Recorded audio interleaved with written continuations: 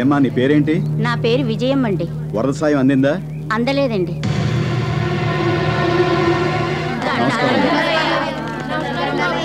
ఏమ్మా మీకైనా వరద సాయం అందిందా? అందలేదు సార్. డబ్బులు ఇవ్వకపోతే ఇవ్వపోయారు, అన్నం పొట్లాలు కూడా ఇవ్వలేదు ఎదవలు.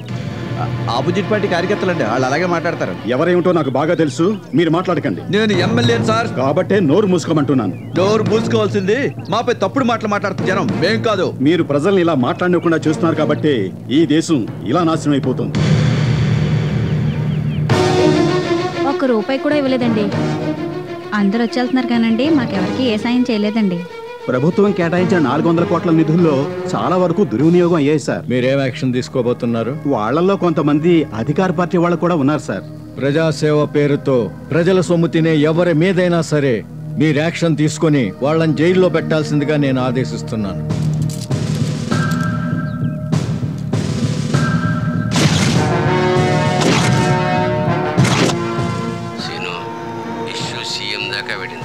నువ్వు పట్టుబడకపోతే అందరం ఇరుక్కుపోతాం. నా మాటిని ఈ ఒక్కసారికి డబ్బు రాలేదనుకో.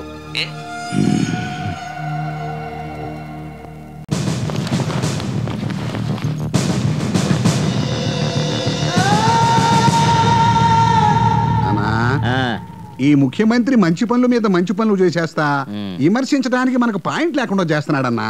చెడ్డ పనులు చేసినప్పుడు మనమే కాదు, ప్రజలు పత్రికలు కూడా విమర్శిస్తాయి. మంచి పనులు చేసినప్పుడు కూడా విమర్శించడమే కదరా మన ప్రతిపక్షం యొక్క గొప్పతనం. అది కాదన్నా, విమర్శించడానికి ఏదైనా ఇష్యూ ఉండాలి కదా. న్యూస్ ఛానల్ పెట్టు. కిందేమొస్తుంది? లారీ కింద పడి యువకుడి మృతి. తర్వాత ముఖ్యమంత్రి గారి తల్లికి అస్వస్థత. తల్లిని పలకరించటానికి స్వగ్రామానికి ముఖ్యమంత్రి గారు హెలికాప్టర్లో పయనం. ఇష్యూ దొరికింది. పెట్టు ప్రెస్ మీట్. ఒక ఓటరు రోడ్డు మీద దారుణంగా చనిపోతే ఈ ముఖ్యమంత్రి చూడటానికి కూడా రాకుండా హెలికాప్టర్ వేసుకుని తన అమ్మని చూడటానికి వెళ్తాడండి. అంటే ఈ ముఖ్యమంత్రికి తన ఊరు, తన పొలాలు, తన ఇల్లు, తన చుట్టాలు, తన అమ్మ తప్ప ఓట్లేసిన ప్రజలు గుర్తుకురారండి ఈయన గారికి. రాజకీయ జీవితాన్ని ఇచ్చిన ఓటర్ కంటే అమ్మ ముఖ్యమండి ఈయనకి. ముఖ్యమంత్రిని చేసిన ఓటర్ కంటే హెలికాప్టర్ ముఖ్యమండి ఈయనకి. ఈ ప్రభుత్వం పడిపోవాలి, ముఖ్యమంత్రి దిగిపోవాలి. ఒకవేళ ముఖ్యమంత్రి తన తల్లిని చూడటానికి వెళ్లకుండా వాటర్ని చూడటానికి వస్తే? నవమాసాలు మోసి కన్న తల్లి చావు బతుకుల్లో ఉంది, ఆఖరి చూపుల్లో ఉంది, గిలగిలలాడుతా ఉంది, బిడ్డను చూడాలని తహతహలాడుతా ఉంది. కానీ ఆ కొడుకు వెళ్ళలేదు. అతనే ముఖ్యమంత్రి.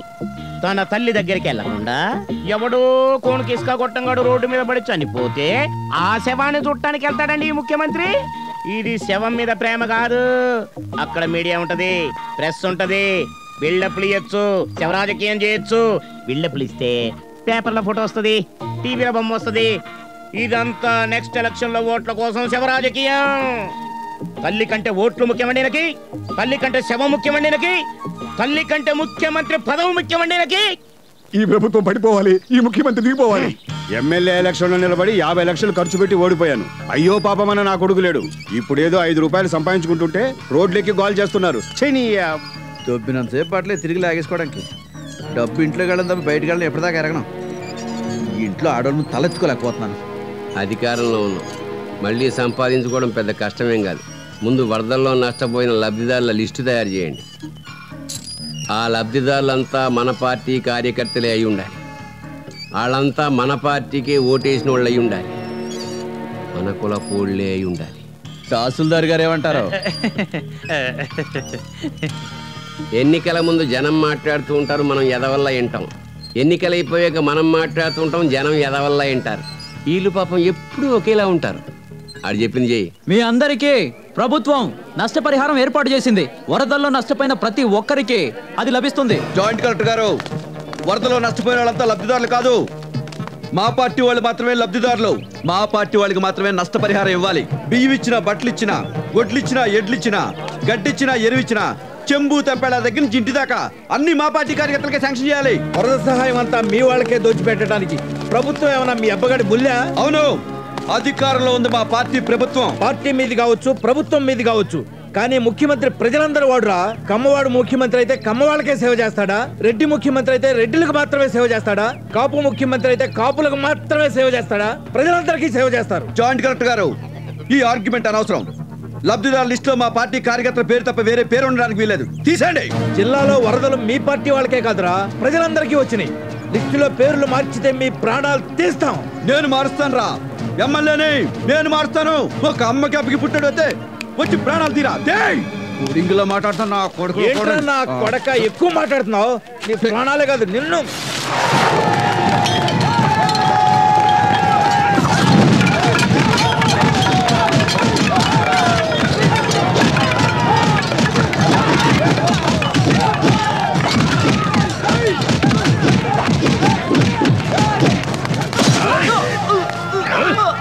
జాయింట్ కలెక్టర్ అయ్యా, అందుకే రన్ని వేసేసింది.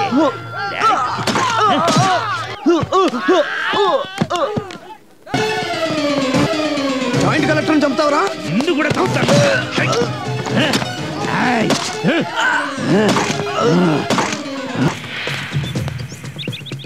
అన్నా, నువ్వు ఏదైతే కోరుకున్నావో అదే చేసాం. ఒక జాయింట్ కలెక్టర్ని, ఇద్దరు పోలీసు వాళ్ళని, ఇద్దరు లబ్ధిదారుని జనం అకౌంట్లో చంపేశాం.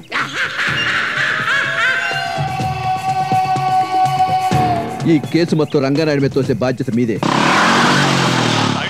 నేను సీతారామని మాట్లాడుతున్నాను. లబ్ధిదారుల గొడవల్లో జాయింట్ కలెక్టర్ని, ఒక కానిస్టేబుల్ని, రైతుల్ని చంపేశారు. ఆ మర్డర్ కేసు నీ మీద పెట్టారు. కనిపిస్తే ఎన్కౌంటర్ చేయడానికి పోలీసులు తిరుగుతున్నారు. అర్జెంట్గా ఎస్పీ గారితో మాట్లాడు. నీకోసం ఎదురు చూస్తున్నా. నిన్ను ఎన్కౌంటర్లో లేపేయడానికి ప్లాన్ చేశాం. ఈ హత్యలకు నువ్వే కారణమని నీ మీద కేసు నమోదైంది. కనిపిస్తే కాల్చివేత ఉత్తర్వులు జారీ అయ్యాయి. ప్రజలు మంచోళ్ళ చెడ్డోళ్ళ అన్నది కాదు మా పోలీసులకు కావాల్సింది. పాలకులు ఏం చెప్తే దానికి గొర్రెలా తలుపడమే మా డ్యూటీ. అందుకే మా పోలీసుల చేతుల్లో ఒక్కోసారి మంచి వాళ్ళు అన్యాయంగా చనిపోతుంటారు. నేరస్తులు కళ్ళ ముందే హ్యాపీగా తిరుగుతుంటారు. ఇది తప్పు, ఇది తప్పు అని ప్రభుత్వాల చొక్కా పట్టుకుని అడిగే దమ్ము మాకు లేదు. ఆ దమ్ము, నిజాయితీ, ధైర్యం ఒక న్యాయస్థానానికే ఉంది. మీలాంటి మంచి వాళ్ళను కాపాడే బలం ఒక్క న్యాయమూర్తులకే ఉంది. వెంటనే వెళ్ళి కోర్టులో లొంగిపో, లేదా మా చేతుల్లో చచ్చిపో. పో.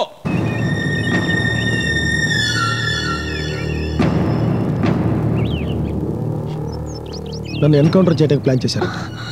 వెంటనే కోర్టులో లొంగిపోమని ఎస్పీ గారు చెప్పారు. పదా కోర్టుకెళ్దాం.